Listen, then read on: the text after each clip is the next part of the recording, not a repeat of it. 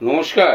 আপনাদের কাছে একটা ট্রানজিট আমি কিছুদিন আগে বলেছিলাম যে রবি কুম্ভের ঘর থেকে মিনের ঘরে যাবে, সেটা পূর্ব ভাদ্রপদ নক্ষত্র থেকে রবি শনির নক্ষত্র উত্তর ভাদ্রপদ নক্ষত্রে প্রবেশ করবে সন্ধে রাত 9টা 5 মিনিট আর 9:30টার মধ্যে প্রবেশ করবে। অর্থাৎ শনি সেই সময়ও থাকছে কিন্তু কুম্ভের ঘরে, কিন্তু রবি থাকছে মিনের ঘরে শনির নক্ষত্রে। এটা 31শে মার্চ পর্যন্ত থাকবে।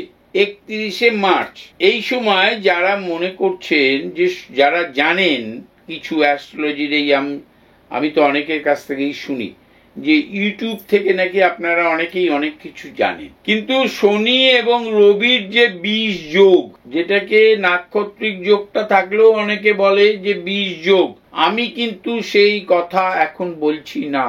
শনি মিনের ঘরে শনির নক্ষত্র পাবে রবি 17 তারিখ মার্চ মাসে পাবে। পেয়ে কিছু রাশির খুব ভালো হবে।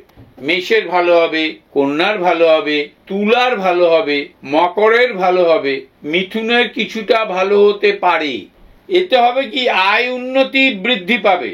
অনেক দিন ধরে কর্মের প্রচেষ্টা করছিলেন, কর্ম পাচ্ছিলেন না, কর্মের প্রাপ্তি ঘটবে।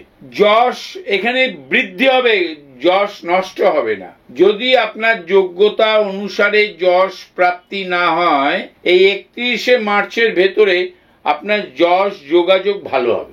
এই কটা রাশি, যে কটা রাশির কথা বললাম, মেষ মিথুনের কিছুটা, কর্কটের কিছুটা, সিংহের হবে না খুব একটা ভালো, হবে কন্যার হবে, তুলার হবে। তুলার তো জন্মস্থান থেকে দূরবর্তী স্থানের সাথে যোগাযোগ হবে, আয় বৃদ্ধি হবে, কর্মপ্রাপ্তি হবে।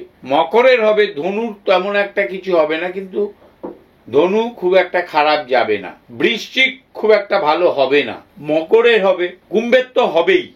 অর্থাৎ রবি শনি একসাথে মিললে যে খুব খারাপ রেজাল্ট হয়, নাক্ষত্রিক যোগে সেটা কিন্তু হয় না খুব একটা। রবি আবার মার্চ মাসের পরে মিন থেকে মেষের ঘরে যাবে।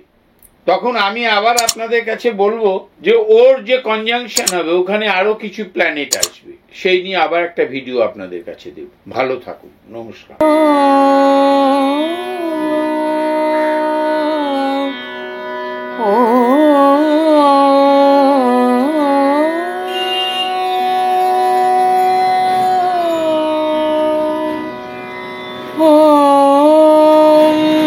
Oh